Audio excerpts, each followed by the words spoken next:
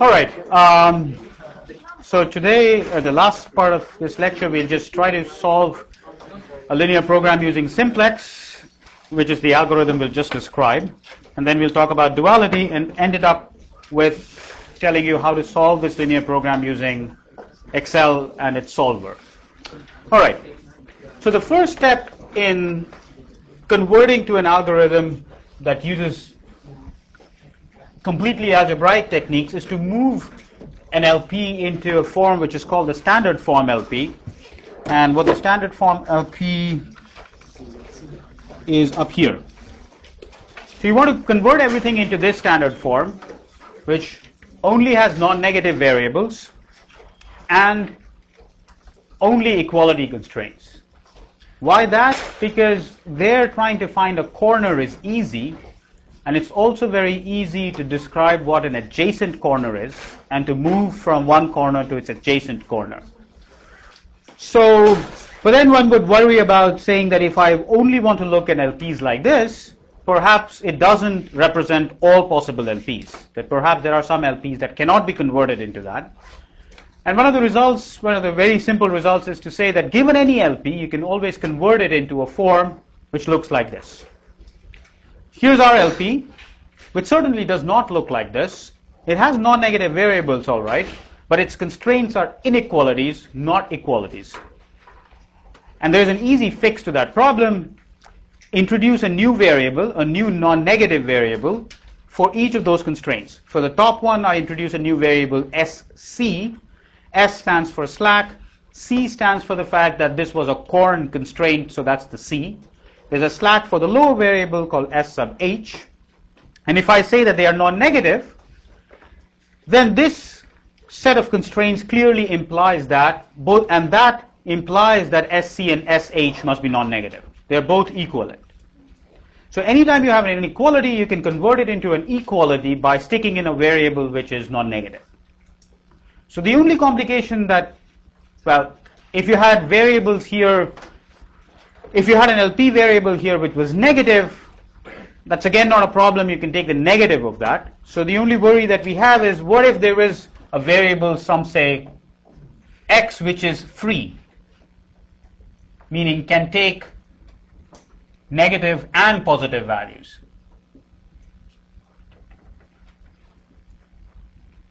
So when we look at applications, which is unlikely that it will happen today, it'll probably happen on Tuesday. Say you're looking at a hedging application. You can buy something or sell something.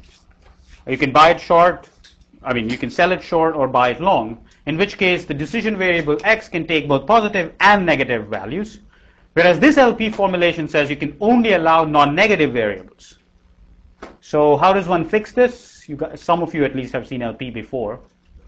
So how would you how would you go from an LP which has free variables to an LP which has only non-negative variables? Work that into two constraints. Not constraints, we're talking about variables.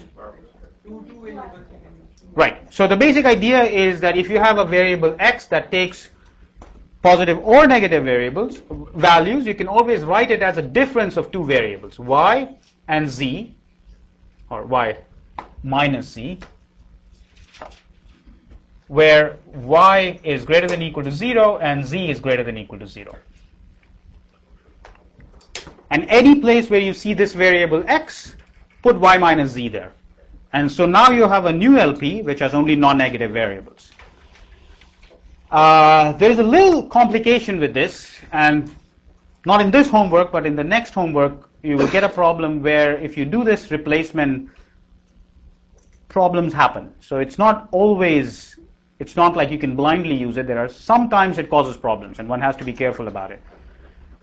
But in most of the cases, this works, and so I will not discuss more about this here. You'll see it in a homework that's going to be given next Thursday. All right. So for now, let's say that given any LP, I can convert it into this form. And now the question is, in that form, what does a corner look like? So what it turns out is, as per our definition, which is a loosely defined quantity, it is not to be taken very strictly because there are pathologies that happen. What we want is a corner is a unique solution of all the tight constraints. So we need n tight constraints. Suppose X lives in Rn, and this matrix A lives in Rm times n. So there are m equalities and n variables. And clearly, m has to be less than n, otherwise we don't have any meaning. We'll have a unique solution and there's no optimization to be done. If m is less than n, then you have m equalities and n unknowns. So you need n minus m constraints from somewhere. So we are assuming here that Ax equal to b is m equalities, and x is in Rn. So you have n variables. So this implies that you need n minus m more equalities.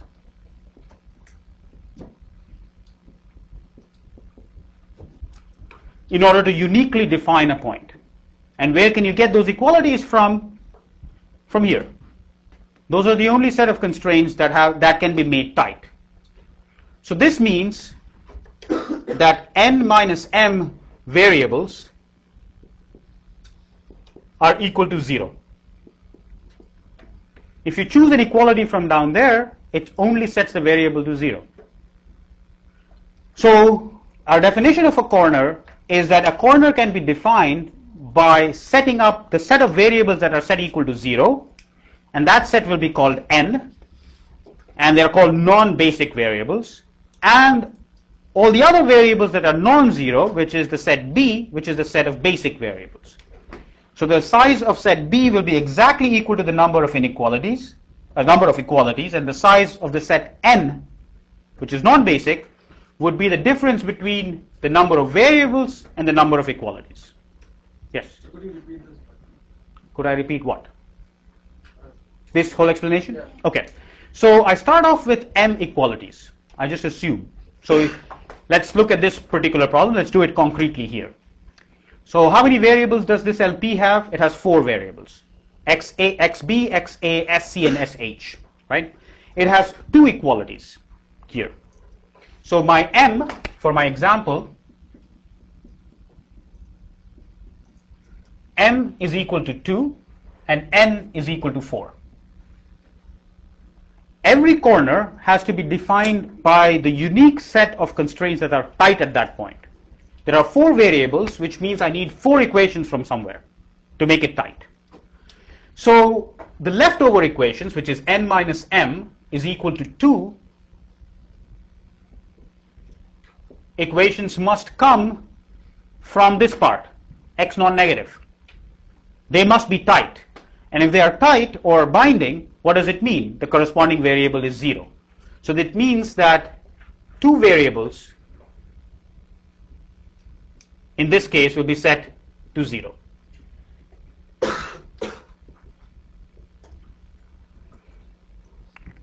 So interpreting the same story here, at corner B, so let me just draw an approximate feasible region here. This is my feasible region that we are worried about. Here is corner A, corner B, corner C, corner D. So at corner A, my basic set of variables are SC and SH. These are non-negative, and the non-basic are XB and XA. XB and XA is equal to 0 at this corner, and the slack variables are positive. SC is positive because this is 0, that means SC must be equal to 480. XB and XA are 0, which means SH must be equal to 160. All right, so at that corner, the basic set is this one, and the non-basic set is that one. If you go to corner B, which is over here, then I know that the basic set is what? Let's look at our geometry and see what we can do about it. I know that one of the non-basic is XA, because XA is equal to 0 at that point. But how do I populate the rest of the sets? Just looking at this picture, can we figure out what are the basic variables and what are the non-basic variables? So remember, what we're doing is that I'm drawing the feasible region looking at this one, but I'm talking about this LP here. with extra variables. But the reason I'm doing this is for you to be able to recognize that even though I've introduced these new variables, it's not really changing anything. It's just another way of thinking about the same LP. So what are the variables that are non-zero at this point, B?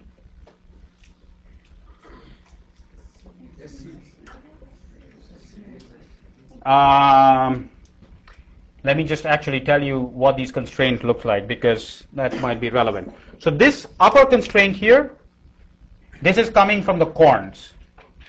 And this constraint here is coming from hop. So here xb is positive, and as some of you said from back there, sc is positive. There is the constraint corresponding to corn is slack. It's not active. So its corresponding slack variable is positive. Whereas the constraint corresponding to hop is tight at that point. So its corresponding slack variable, which is sh, is non-basic, is 0. xa is 0 because you're not producing any ale at this point. xb is positive because you are producing beer at that point. Okay?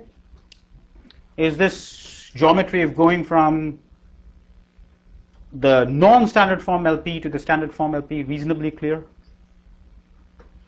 Okay. So now what we want to do is move, and that's something that's not on the notes, but it'll be put back later today, is now we want to figure out what does it mean to be an adjacent corner, and what does it mean to move from an adjacent from one corner to another adjacent corner. So half the story is here. So now every corner has two sets associated with it, the basic set and the non-basic set. Corner A has this basic set and that non-basic set. Corner B has this basic set and that non-basic set. We will call two corners adjacent if the difference between the basic set is exactly equal to 1. The difference between the two sets is exactly one variable. One variable, since every variable must either be in the basic set or in the non-basic set, what that definition means is that two corners are adjacent if one variable moves from the basic set to the non-basic set, and one goes from the non-basic set to the basic set. So if you look at corner B, which is over there, the basic set there is xb and sc, and at corner C, which I've not shown there, the basic set would be xb and xa. Because at this corner, both the constraints are tight, but both the production variables are positive. So you end up getting that the basic set at C is xb and xa. If you compare these two sets, there's one variable that differs. sc gets out, and xa comes in. So sc moves from basic to non-basic, and xa moves from non-basic to basic. There's a difference of one variable that happens. When that happens, we'll call these corners adjacent. But if you compare the basic sets between B and D, then the basic set at B is xb and sc, but the basic set at D is xa and sh. The difference is 2. Therefore, they are not adjacent corners. So now we have an easy way of figuring out what's an adjacent corner. And an adjacent corner simply means take a variable which was in the basic set, take it out, and put another from the non-basic set into the set. All right? Now we want to figure out what does this whole operation mean in terms of an algorithm. And that's what is not on the notes, but I'll put it on the notes. So pay more attention to what's happening in the board and not so much to exactly to writing it down, because by this tonight it will be on the notes up there. All right. So what we want to do is start from this corner somehow and start moving up. But this time I don't want to look in terms of that picture. I want you to think more algebraically, but not in terms of the picture. The picture is an idea that we already know, but we want to see whether we can recapture everything that was there into an algebraic algorithm. And what are the constraints now? The constraints are 5xb plus 15xa, and in order to make my life a little simpler, I'm going to write it as a matrix form. It's 5, 15, 1, 0, 4, 4, 0, 1. and my variables are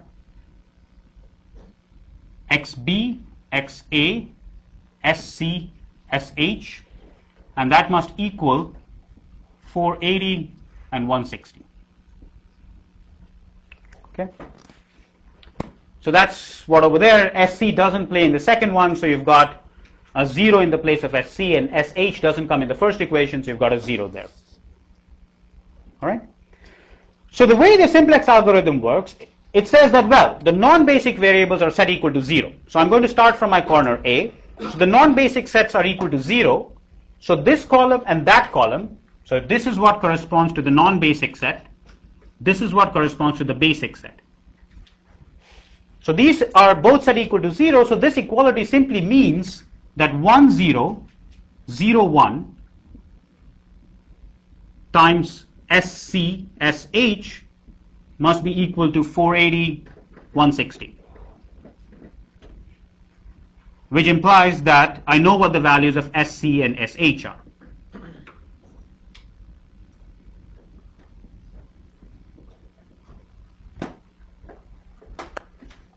It's an identity matrix, I can solve it very easily. And this is another way of saying that in this operation, 0 is feasible, and therefore I find the first corner very easily.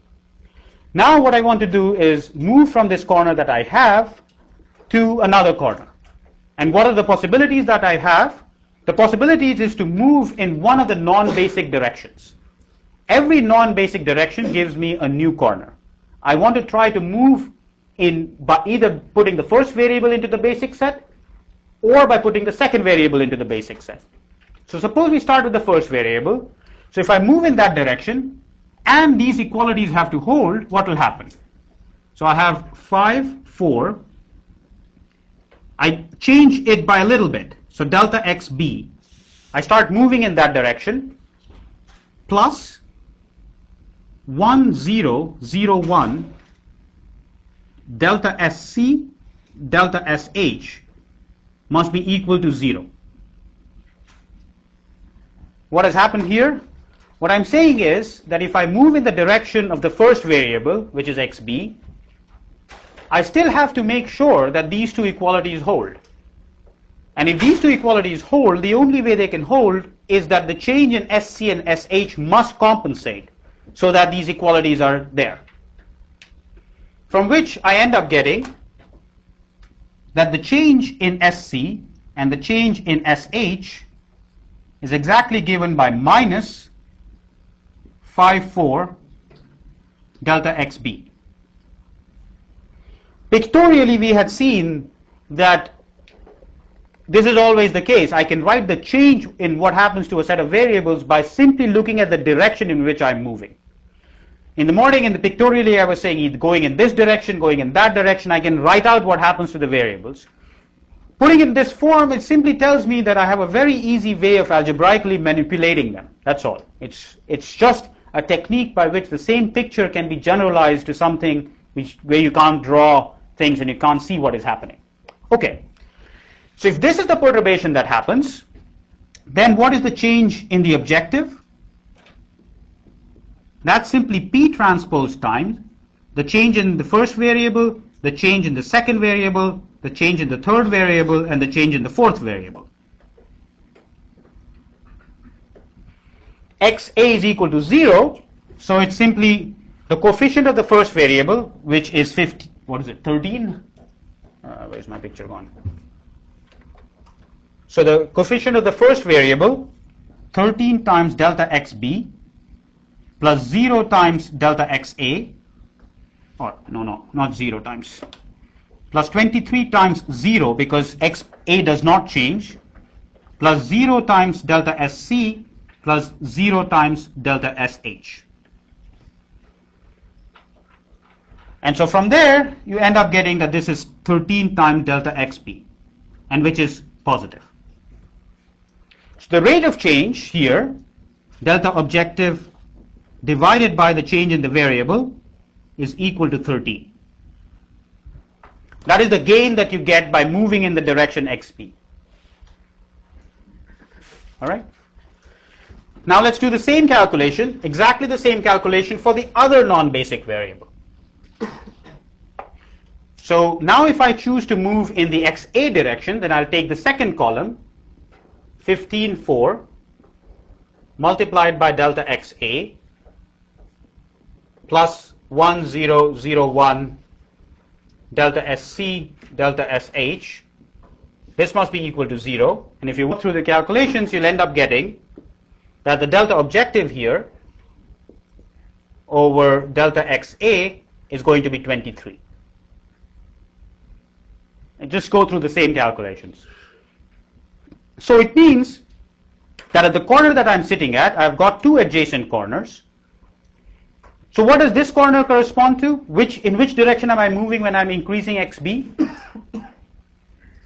I'm going towards corner B.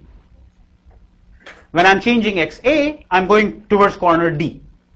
In the morning, I said, let's go here and then go there. But if I look at what happens to the objective, at least at that point, it is greedily better for me to go towards direction D than to go towards direction B, because the rate of change there is greater than the rate of change in the other direction. Okay? All right? So let's decide that we are going to go in the direction A. Now the question is, how far can I go? So I now know from this calculation here that my delta SC, delta SH is going to be given by minus 15 over 4, or not over, minus 15 for delta XA. And if I move in the direction XA, I'm going to increase my objective at the rate of 23 per unit change. Now the question is, can I keep on going in that direction? I mean, now pictorially I know I can't keep on going, but algebraically, what's stopping me from going in that direction? What's stopping me from going forever? What? What constraint? Yes. So when I computed this direction, the only thing I used is the equalities. I said that there must be an equality, and therefore if I perturb one of the variables, in this case XA, then the other two variables have to be perturbed in order to make sure that the equalities hold. The thing that I ignored was that I have these non-negative constraints as well. So I have to make sure that I can't increase XA so much that one of these two variables, which are currently sitting at 480 and 160, become negative. So what this means is that 480, 160, which is the current value of the basic variables, minus 15.4 XA must be greater than or equal to 0, which means that delta XA from the first component must be less than or equal to 480 divided by 15, which is equal to 32. From the second component, I get delta XA must be less than or equal to 480 divided by 4, which is equal to 40. Oh, 160 divided by 4. So I'm going to take the smaller of these two, which implies that my delta XA has to be less than or equal to 32. Which is again very clear from the picture. All I'm doing is moving XA from there to here. Now, one of the things that we mentioned earlier today, which is that how do we know that this problem is unbounded? What happens when the problem becomes unbounded? And what happens is at this step of the simplex algorithm, you will end up getting that you can go forever. At certain stage of the simplex algorithm, the constraints that you have on the change of the non-basic variables is such that you can keep on going forever. If that happens, it means that the problem is unbounded. Why? Because you get a positive gain by moving in that direction. You can move forever, and therefore it must be unbounded. Okay? All right. So when you do all of this calculation, now you move into this point. So what is the value now? Now at that, so if I set delta XA equal to 32, what do I get? I get XA, the value of XA, which was equal to 0 before, plus delta XA becomes equal to 32. The value of XB, which was equal to 0 before, remains at 0. The value of SC, which was, what was it, 480, minus 15 times delta xb, or sorry, delta xa becomes 0, and sh, which was 160, minus 40 times delta xa becomes what? 32 times 40, 960. So 128, 32. So that's what it becomes. So these two now are the basic variables, and these two now are the non-basic variables. That is 4 times delta x. What? 4 times delta xa.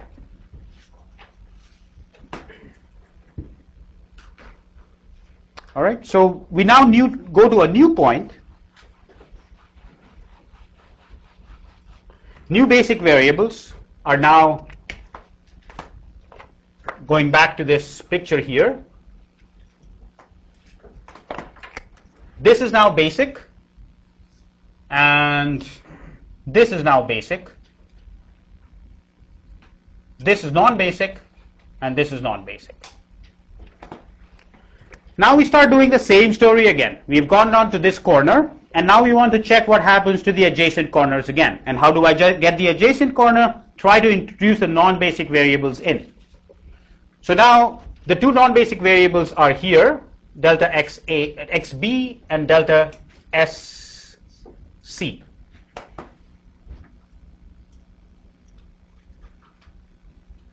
So I know that this is not going to give me anything because I just came from SC being positive. So let's try that one first. So here I'll end up getting that 54 delta xb plus, what are the columns corresponding to the basic variables? 15, 4, that's the first column here. 0, 1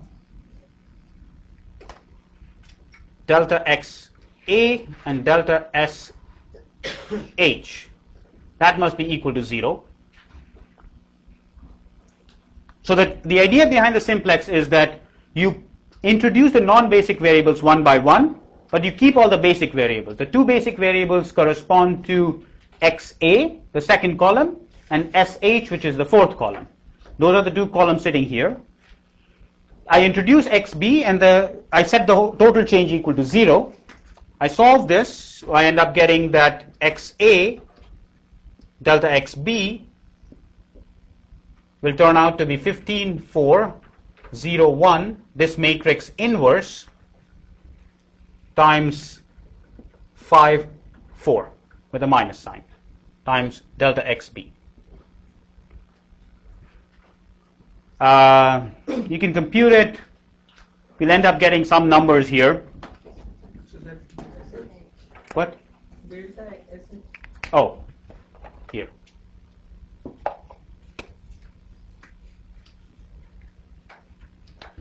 So you'll end up getting some numbers here. Let's call them alpha 1, alpha 2, delta xb. You can either do it in Excel or you can do it in MATLAB and convert that. Or if you want to do it by hand, that's possible as well. And then we repeat the same story. We look at what happens to the objective. So the delta in objective is going to be the objective change here, which is 13 times delta xb. The change in the objective corresponding to xa, which is 23,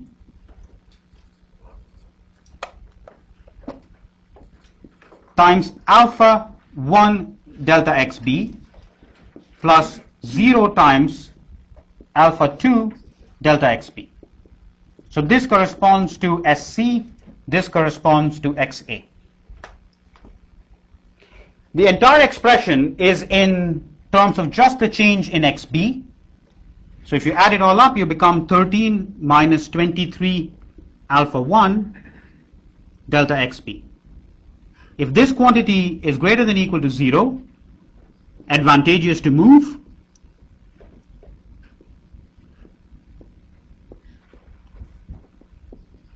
So could you please write both the lines? both the lines, okay. Could you please Sure. Okay. Now where do I move to? Up there. So here's the story moving up there. So you take this inverse, it will give you two numbers. Now what I'm looking at is what happens to the change in the objective as I move in that direction. Every time in the simplex, all I'm trying to do is figure out what happens to the objective when you move in that direction and how long can I move. So the change in objective is simply take the coefficient of the first variable, which is 13, times the change in its value, plus 23 times the change in XA, plus 0 times the change in SC, plus 0 times the change in SH. I'm just looking at the objective vector over there, 13, 23, 0, 0, and I'm multiplying it by the changes in the values. So these two expressions drop out, and this one I'll get 13 delta XB, and I'm using this expression from here to get plus 23 times alpha 1 delta XB. So the nice thing about this simplex method simply is the fact that the change in the objective can simply be written in terms of what happens to the non-basic variable. There's just one unknown delta XB, and you get the expression in that term. So this can be written as 13 plus 23 alpha 1 times delta XB.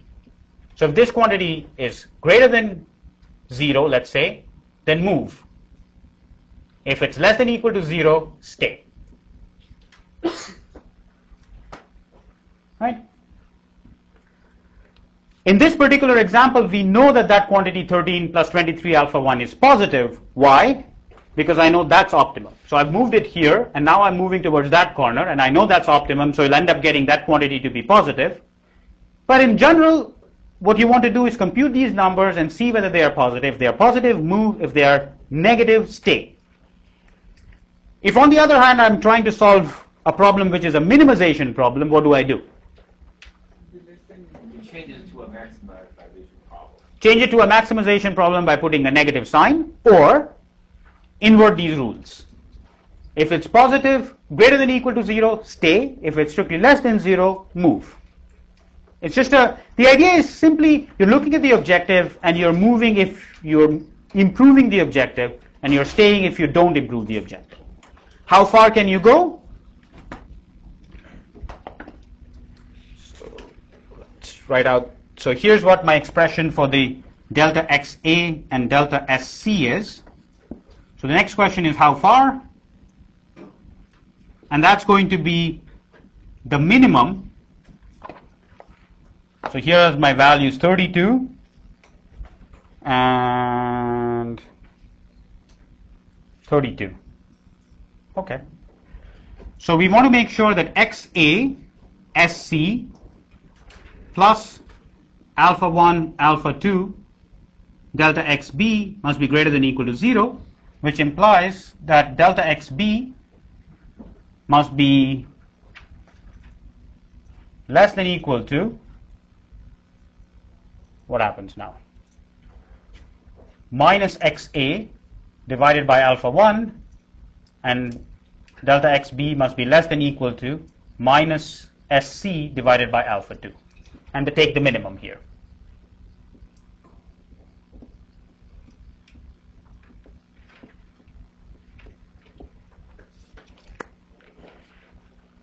And that's pretty much it to simplex. And in the notes I will write out all the expressions to the effect as to why we come from A to D to C, and what happens in C is that you will have two non-basic variables that will either take you back to D or take you to B, and the descent in both of those directions, the value that changes in both of those directions turns out to be negative, and therefore you would not move. Okay? Sir? Yes? In the case of equality, would it mean that an optimal solution lies along one of the faces? Yes. Yes. So, well, it depends on how you want to think about equality, right? Because if you're talking about simplex that's running on the standard form, everything is an equality. So everything, it lies on the face. So standard form says I don't want to look at inequalities. The only inequalities I want is down here in the variables. So you can think as if what you have done is we have taken this set and moved it up into a higher dimension where these corners are simply coming from these inequalities, but all of it sits on a plane. It's easier to work in those things, but it's very hard to picturize what is happening. So it's better to think in terms of inequalities because it tells you what's happening to the movement of corners. But it's good to think about equalities when you're trying to solve it algebraically. It's just easier to solve it that way. But both are giving you the same idea. One is computationally easy, and the other one is sort of pictorially easy. So what I'm going to do is I'm going to rewrite all of this, put it into the notes by this evening, so you will see everything that's going to happen. As far as the knowledge that I expect of you from simplex is simply this notion that how many basic variables are there. If I give you a standard form LP, can you tell me how many basic variables are expected? And if I tell you what the basic variables are, do you know how to move to a new corner? Other than that, I don't really expect you to know. I'm telling you this simply as a background information of how LPs are solved. In this class, you would not be expected to write a code to solve the LP. You would be expected to know. Who said something? Question? Any question, comment? Yes? Yes. Okay. Why did I use the term simplex? Very good question. This whole algorithm is called the simplex algorithm. And why is it called the simplex algorithm? It's because what happens is by putting as equalities, you're sitting on a plane with corners, which are defined by. So what is a simplex? In n dimensions, or in 3 dimensions, a simplex looks like this. So it's sitting on one equality with the corners defined by the constraints greater than or equal to 0. So this entire algorithm is relying on the fact that all corners looks like that. A bunch of them zeros and a bunch of them non-negative. And you're hopping. So at this point, you have x, whatever, let's call this x1, x2, and x3. Here you have x3 positive and x1 and x2 0. And here you'll have x2 positive, here you have x1 positive. And you're jumping from that to that to that. So you can pretend as if this is a generalized simplex that you're sitting at, where instead of just having one variable non-negative, you have a bunch of variables which are positive and a bunch of variables which are 0. And you're trying to hop to another corner which has one variable that has changed. Here, x3 was positive, here x3 is 0, but x2 is positive. There's only one variable that changed. And that's why this name simplex comes about. Any other questions? All right. So the next story that I want to tell you about the simple LP is something called duality. And duality would come back to help us in terms of trying to understand how the value of the problem would change if you change some things, some parameters.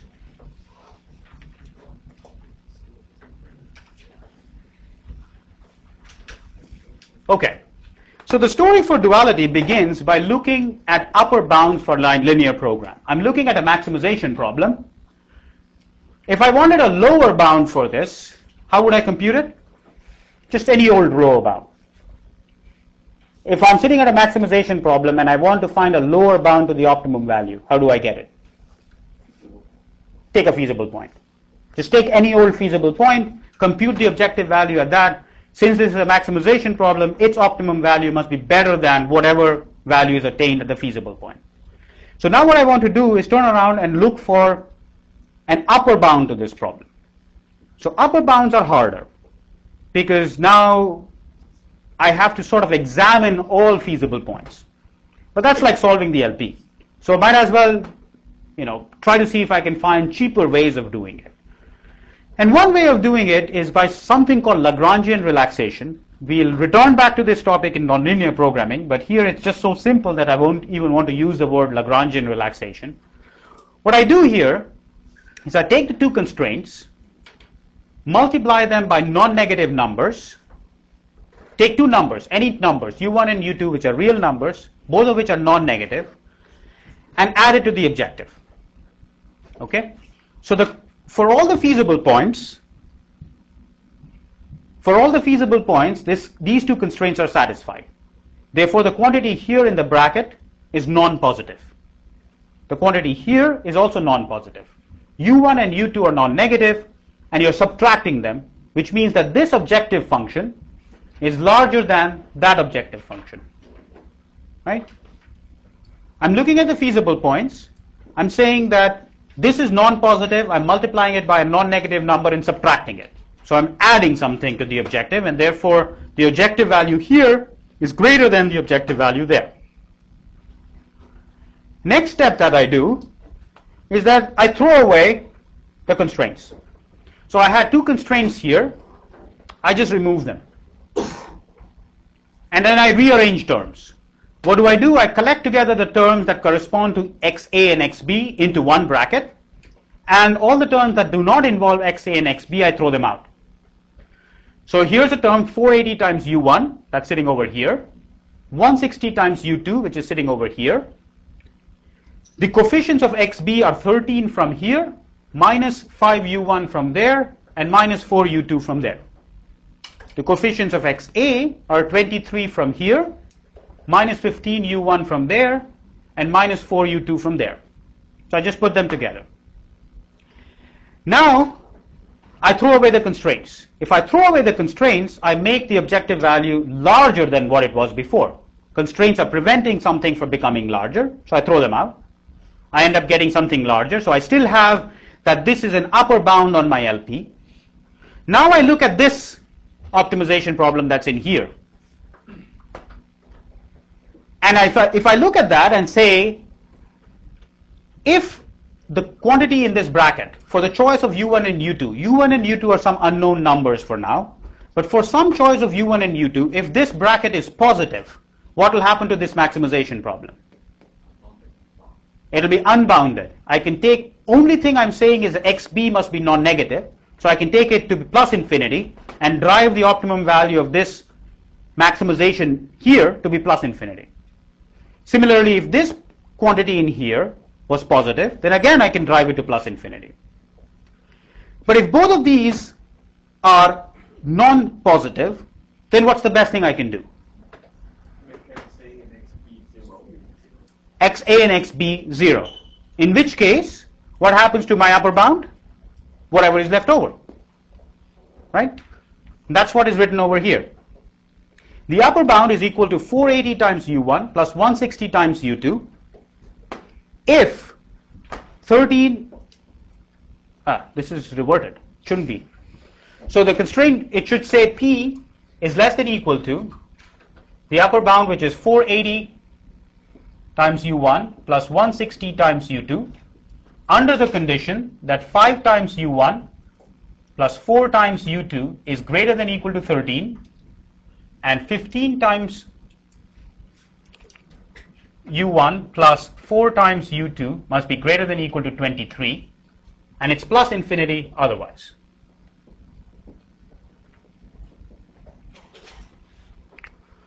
All right?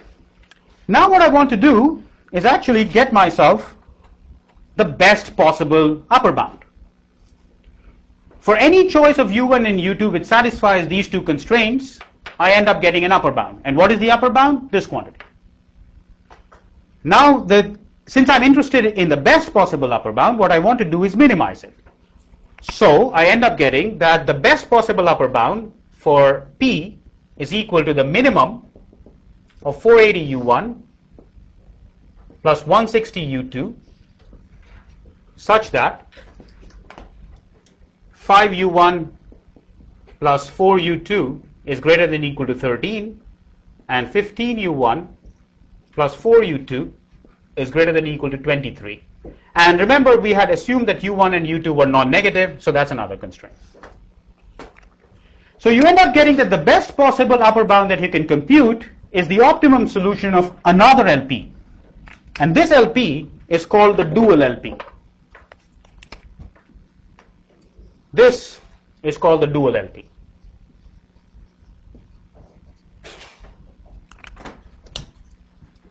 And and the reason it's called dual also is because if you go through the same procedure for this LP, now in this LP, trying to find an upper bound is easy.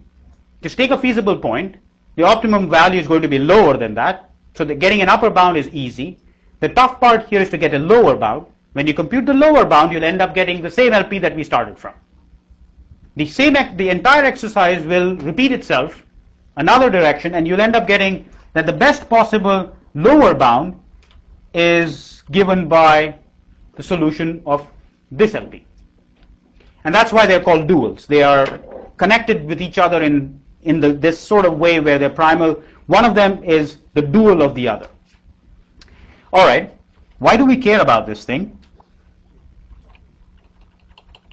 Nobody in their right mind is ever going to try to find, in order to find the best possible bound, I don't want to solve an LP, because I could have solved the first LP in the first place.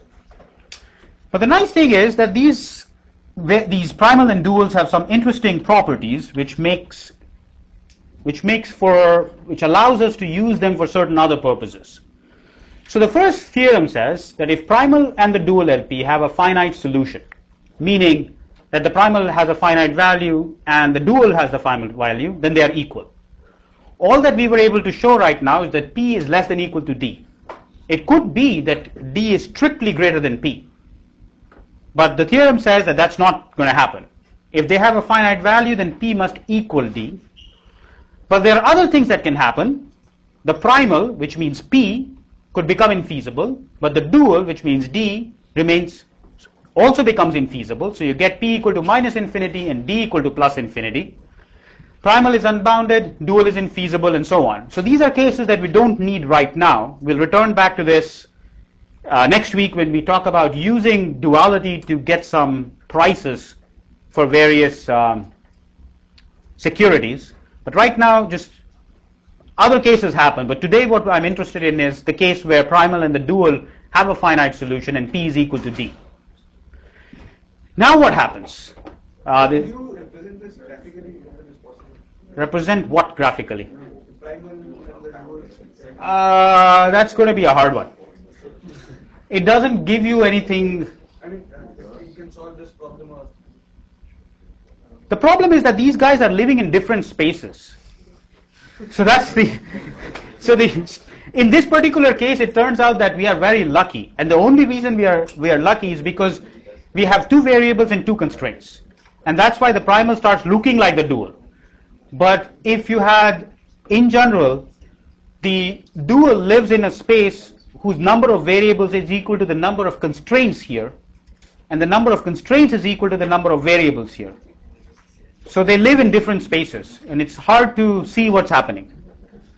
But I'll think about it and see whether I can give you a better picture on Tuesday.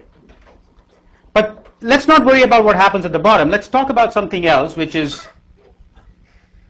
why we are interested in studying these LPs. So here's what is happening. So we have this LP over there, and we know that these two quantities are equal. I'm just copying over that LP from there. 13xb plus 23xa such that 5xb plus 15xa is less than equal to 480.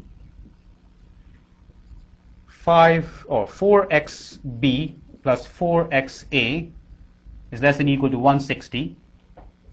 xb and xa are greater than or equal to 0. That's the primal LP from over there. I've just copied it down. And my theorem tells me that the value of these two LPs are the same. So one of the reasons that we worry about studying about duals, the sort of practical reason, is that often we are worried about what happens to these LPs if some parameters change. So for example, if instead of 480 units of corn, somebody were to offer you a certain amount of more corn. So suppose this is the question we want to answer. So suppose a new firm sells corn at, let's say, 50 cents or 50.5 per unit. I don't want to use dollars here. I don't know what. Suppose a new firm shows up that's willing to sell you corn at the rate of 0.5 per unit. And the question is, should you consider buying it? And one way to answer that question is to consider the possibility that suppose instead of 480 units of corn, I had a small extra amount, 480 plus delta, small amount of extra corn. So that's going to change my LP, right? It's changed my constraints. What it's doing is it's moving this level up and down. If that changes, I can look at the new picture and resolve for what the operating point is going to be. But I really don't want to do that in terms of resolving that LP for every value of delta. What I want to get a feel for is it worth even trying it? If it's worth trying it, then I'll go ahead and change it and solve it again. But I want to simply use some values that I've already computed to get an answer for that. And the answer to that lies in the fact that when you change the right-hand side of this LP, if you increase it by a small amount delta, what happens is that the objective vector of this guy changes.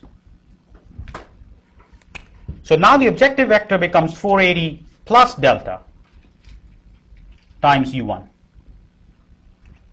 right? And in the morning, we had argued that in most cases, if you change the objective vector by a small amount, the optimum solution does not change. We were sitting in this corner.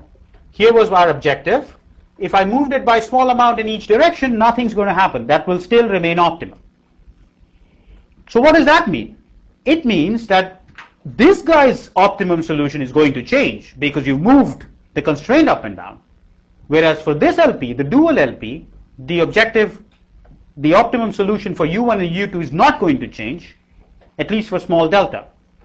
Which means that the optimum solution of this LP is simply going to be written as 480 plus delta, the old optimum solution, plus 160 U2 star. I don't even have to solve this LP. For small enough delta, I know that the same solution is going to be valid. And which means that this is going to be 480 U1 star plus 160 U2 star plus delta U2 star. Oh, U1 star. So that means the change in objective is going to be divided by delta, which is the rate of change of objective, is simply equal to the dual variable corresponding to that constraint. So it's 480 plus delta. So if I increase this constraint by an amount delta, the change in my objective, the extra value that I get, is exactly equal to U1 star.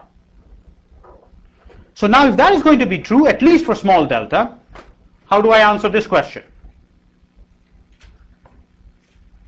You have to see if that change is really small. So what do I compare? Say U1 star, so suppose we consider two values. Suppose U1 star is equal to 3. Let's say, I don't know what it is, and we'll solve it in a moment and get what U1 and U2 is going to be. But say U1 star is equal to 3. Should I consider this new firm's offer or not? Yeah. Yes. Why? You're going to get more gain by buying 1 unit or less. You're going to get 2.5 additional. Right. So my gain, my objective gain is going to be 3 per unit. I pay a half a unit to this person to get that corn supply, and therefore the net change is going to be equal to 2.5 delta, or 2.5 per unit. So I should consider it. If U1 star is less than 0.5, or less than equal to, don't consider.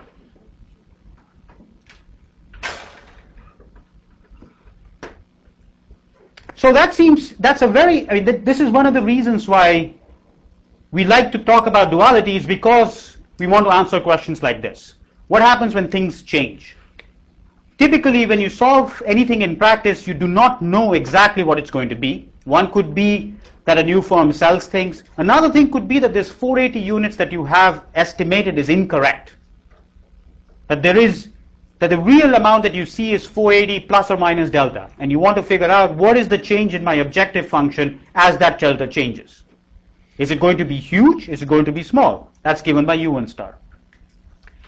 Now I'm going to build up towards this result that we have here. Suppose in the optimum solution, that's probably not visible. Suppose, here's the next question. Suppose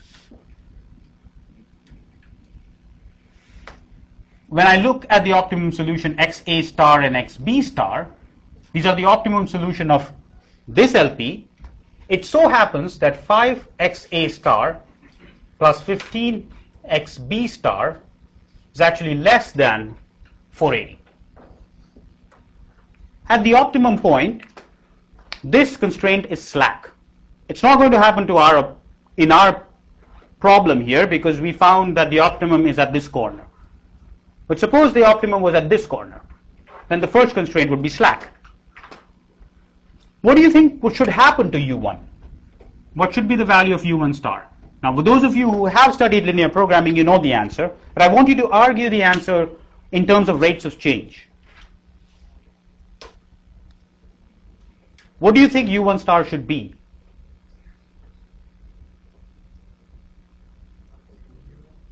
Well, U1 cannot be less than 0 because I insist that U1 is non-negative. So 0.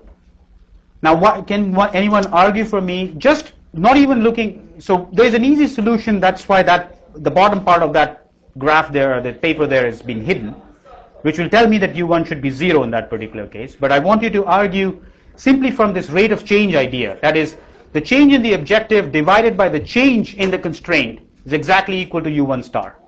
From using that idea, can you argue that U1 star must be 0? What does that mean? It means that if I increase it by an amount delta or decrease it by a small amount delta, it should not change the objective. Why?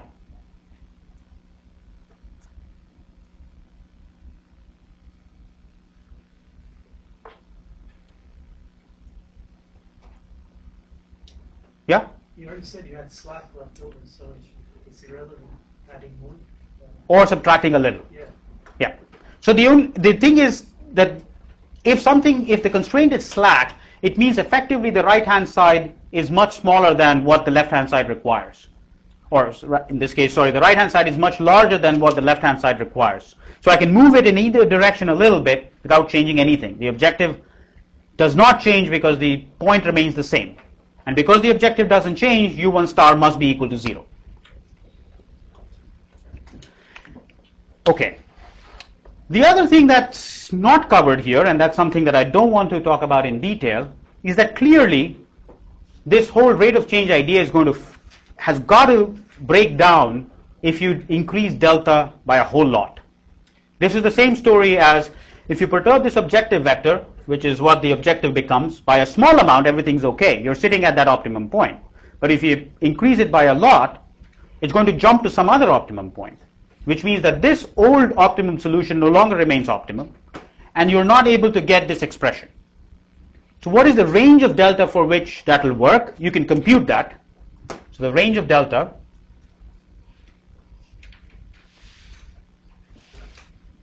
can be computed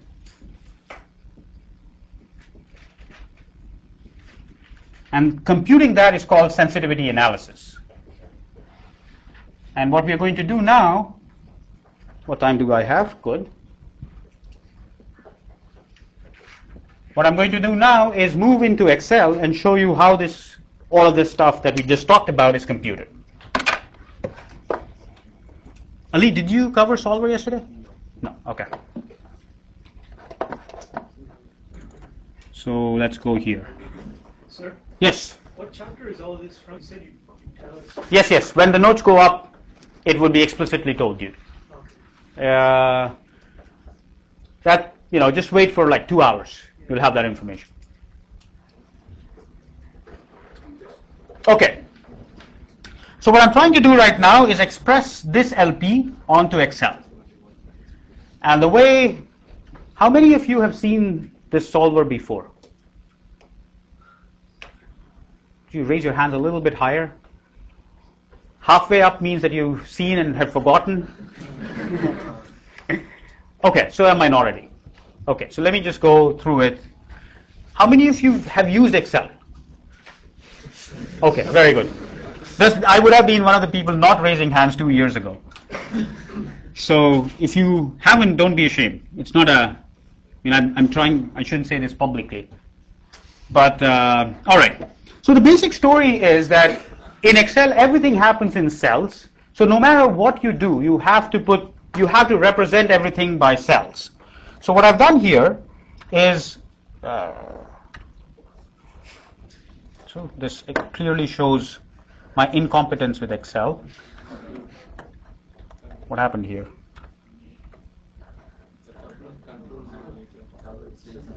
What happened? That's correct. Just double click on the margin of the end. Double click here. The margin of the end. Yeah, Huh. What happened here?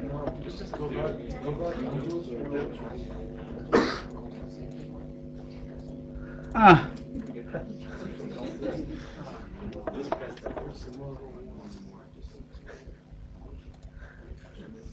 What? No, this can't be true.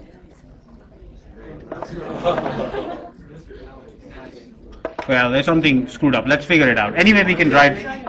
What? What? Water. Okay. Well, we'll write it from scratch right now, so hopefully this will get corrected. So what I'm going to try to do is set up for every decision that I'm going to make, I'm going to set up a cell. What? Okay. So right now I'm going to pretend as if, where's my mouse here? Let's get it out. So these are the two decision variables up here. Those two are XB and XA, the amount of beer that I'm going to produce and the amount of ale that I'm going to produce. And I'm going to pretend that that value is going to sit in the cell B4 and the cell C4. And then I'm putting in the objective vector. So I'm just writing out the objective vector at the bottom there, 13 and 23. And I'm putting in the constraints, which are 5, 4, and 15, 4. So that's this LP up here.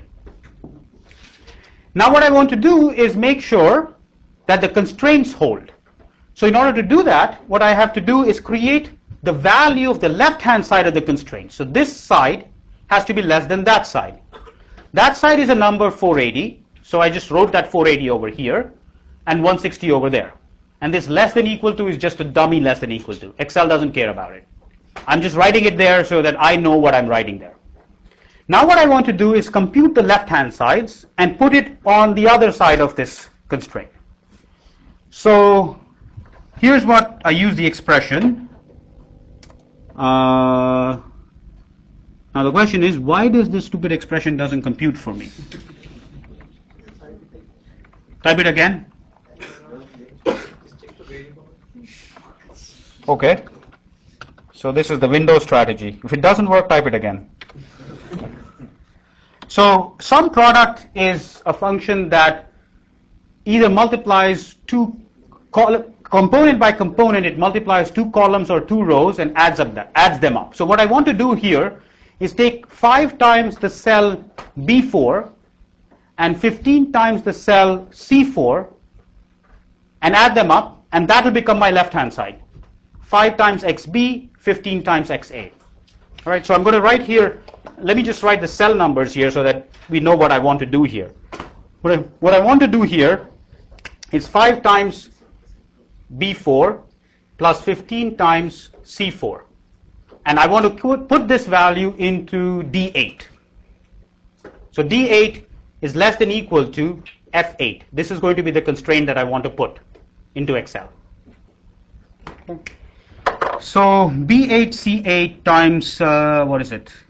B and $4 so that I don't change it to C $4. Okay. Yeah. So that the variables are 0, so let me just change it to some 1 or something so that we see something interesting happen. Okay. All right. Now we do the same thing for the bottom one, and here thankfully I can just drag it down, and it seems reasonable. 4 times 1 plus 4 times 1 is equal to 8. So now I have set it up where my constraints are there. So I set up a decision cells. I put in the objective vector, so I haven't done anything with the objective vector yet. I put down the constraints that I want, and then I have to manually create the left-hand side, and that's what I've done here. Okay, and the right-hand sides are constant, so I fill them up too. Now I want to do the same thing for here. So this time I want the objective vector, so it's B5 and C5 times B4, C4. Okay, so let's just see if that makes sense. It does. The yellow part is simply decoration, which has no value. But as we teach our undergrads, at least, all these colors make a lot of sense. But yeah, okay. So we have put in all the information that we had about this LP. We have computed the objective value. We have computed the left-hand side of the constraint, the left-hand side of this one, the right-hand side, and so on. Now we want to instruct Excel to solve this LP for us. And what we do is we go into Tools, if everything is okay, and we try to look for Solver. And hopefully the solver has been put in. Okay. Oh man. Yeah. Oh yes. Good. Might be there. Ah, I'm in luck. No, we don't. Now what do I do?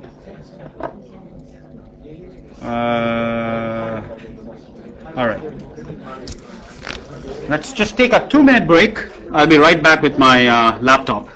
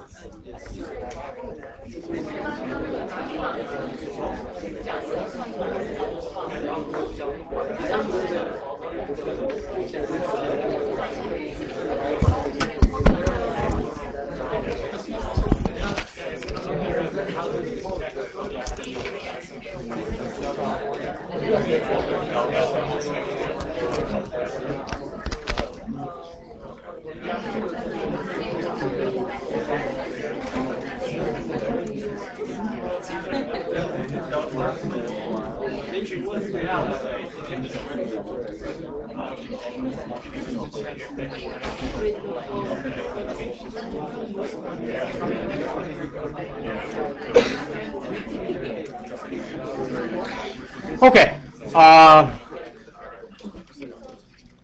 Yeah, all right, great. So we're back to our, very interestingly, I kept 1 and 1 there too. All right, so we now have this Excel spreadsheet, and what I want to now instruct Excel to do is accept it and solve it for me. and hopefully this has solver. Yes. So you start solver, and what you want to do is first tell solver what is it that it's trying to maximize. So it's going to try to maximize, and which is what it called the target cell. And in here I want to put in that yellow cell because that's the objective value that I'm trying to optimize. So over here I want this cell to be sitting there, and right over there. And it's telling me automatically that it wants to maximize it, which is fine by me, so I don't have to worry about it. If I were instead trying to minimize it, I would have to tell it to move, not maximize, but minimize this quantity. Then I need to tell Excel what is it that it's allowed to change. And in that case, it's allowed to change these two values. So I had, at first when I set up this whole spreadsheet, I pretended that those are going to be my decisions. B4 and C4 are going to be my decisions. Up until this point, Excel doesn't know that those are going to be the quantities that are changing. It's just whatever I pretended. When I set up that spreadsheet, I just have to be consistent with that definition. So now I've told Excel that those are the cells that need to be changed. Then I need to put in constraints. And the constraints I'm going to put is this left-hand side vector must be less than equal to this cell. Okay? And so over here, these two things that are there, they never went into Excel. They're just for me to understand that, for me to remember that that's how the constraints are going to be set up. All right? So far all we've done is we've told it that you want to maximize the cell D5 by changing the cell B4 and C4 subject to these constraints. Solver by itself doesn't know that it's solving a linear program. So what we want to do is go into options and you tell it you assume a linear model. Otherwise it's going to not assume a linear model, and the implication for that as a user is almost nothing. It's for small problems, it's not going to cause any problem whether you tell it to use a linear model or not. But if you start making larger problems, then for a nonlinear problem, it's not going to converge as fast. And the other thing that you also do is the two constraints that we did not put was the fact that xb and xa have to be non-negative. This is a constraint that needed to be put into the LP, but I didn't put it because I just knew that solver would allow me to assume non-negative variables. Non-negative variables are so common because of the standard form LP that Excel allows you to just tell it that it's non-negative. So you click that, say OK. And at this point, if you're a believer, you say a little prayer, and out comes the answer. So it's found the solution, 12 and 28. That's the solution that we got. The objective value at that point is 800. The left-hand side and both these left-hand sides are exactly equal to these two right-hand sides. Why? Because we already knew that the corner would be at the intersection of those two constraints, so all that is consistent. Now what we want is what kind of reports do you want out of Excel? And let's ask all reports and say OK. Oh, come on. All right, it did something here. All right, let's see what's happening here. Final value, so on and so forth. Binding, slack, and sensitivity report. So everything is, I don't know why it's giving me these errors. So the thing that we want to look at is, why didn't it give me the thing for the other sensitivity analysis?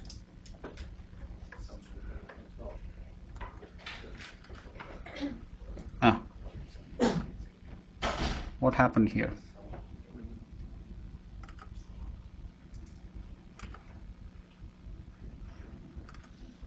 Let's just get the sensitivity report. Available memory was exhausted. My God. What? Any ideas from the Excel experts here? Restart the computer? Come on. What? Oh, restart it and it'll work. Oh, come on. Then that means I had to wait here.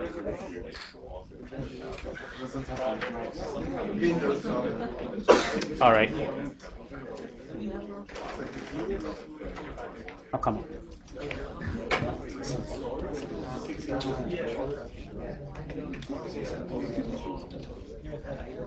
Okay.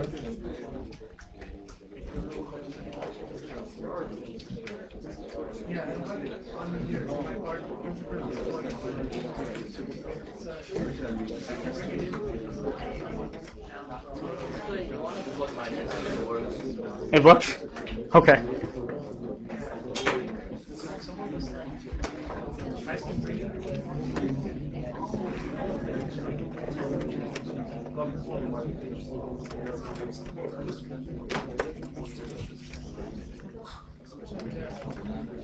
Oh, that's a cool helmet to see. It'll know the orientation, right? Okay. How do I get it to go over there? Yeah, actually,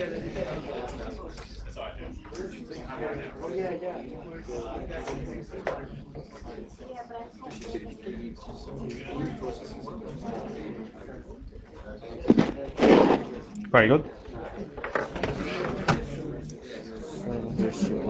Okay. All right, great. So, and then here's the answer report. Very good. Thank you. So,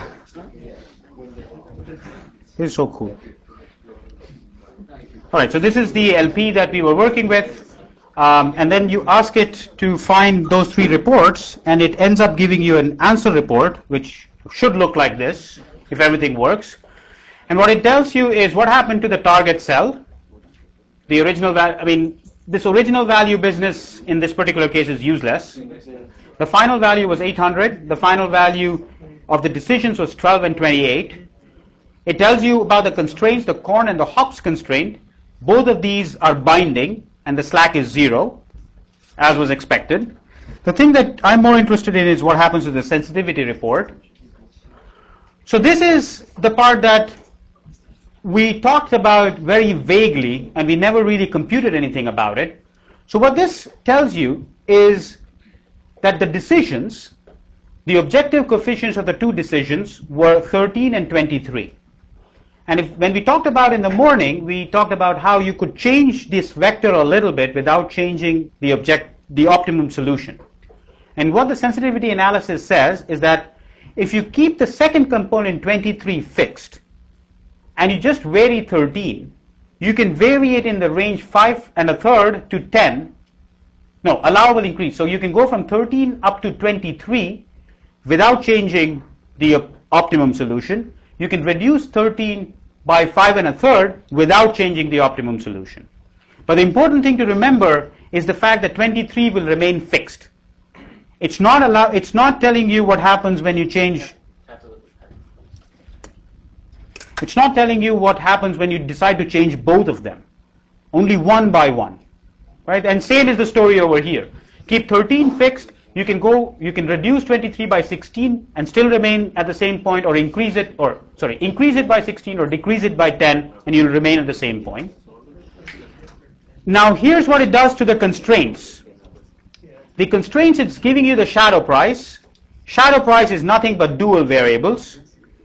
And the reason why it's called the shadow price is because of this interpretation. How much are you willing to pay to increase that constraint? It's sort of an implicit price for that constraint. So the implicit price for the corn constraint was 1, and the implicit price for the hops constraint was 2. And so this would have been profitable even for the optimum, which was not 3 but 1. And what it's telling you here is that these shadow prices, 1 and 2, are valid if you keep the 160 fixed at 160. This is really annoying now. Need to have to jump through so many hoops. Okay. If you keep the 160 at 160, then you're allowed to change this 480 in this range. You can increase it up to by an amount 120 or decrease it by an amount 280 without changing the optimum dual vector. which means that the shadow price is valid. Similarly, if you keep that at 480 and change this, you're allowed to make it go up to 224 and go down by an amount 32 and still keep the same dual vector, meaning the prices remain the constant. So that tells you what delta can be. So that interpretation basically says that the delta that I could use, so delta is between 120 and minus 280. Over that range of delta, u star equal to 1 is valid. All right? In terms of using Excel to solve LPs, this is pretty much all you need to know. So let me just review the story, and I'll take the chance of making this work again. Hopefully it'll work on this. So the basic story for formulating LPs, and in the homework that will be assigned today, you will have to formulate one LP, is that you start with some sets, some cells that you call your decision cells, and then once you've defined your decision cells, you go about pretending that that's where the decisions are going to sit and write out the expression for everything in terms of those decision cells. And you have to remember that the left-hand side and the right-hand side has to be separately written in Excel. It doesn't know what the left and the right-hand side are. So you write it out, then you go to Solver, Tools,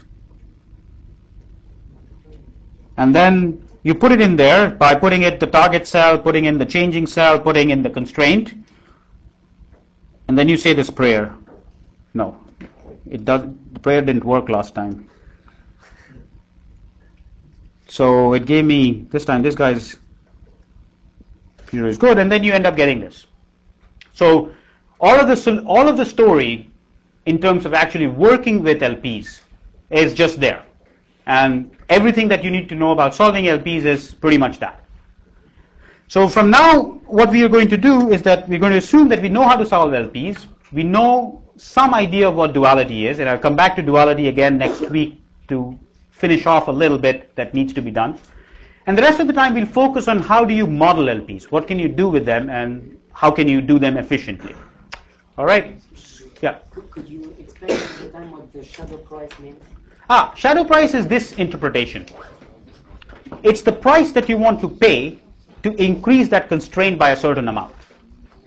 So what it says is that if you wanted to increase the corn by a certain amount delta, the maximum price that you'd be willing to pay for that is 1 unit. Because that is the amount by which your objective changes if you increase that by one amount. And for the hops constraint, you're willing to pay up to 2 because the value that you get from it is twice. Okay? So have a good weekend. Enjoy New York.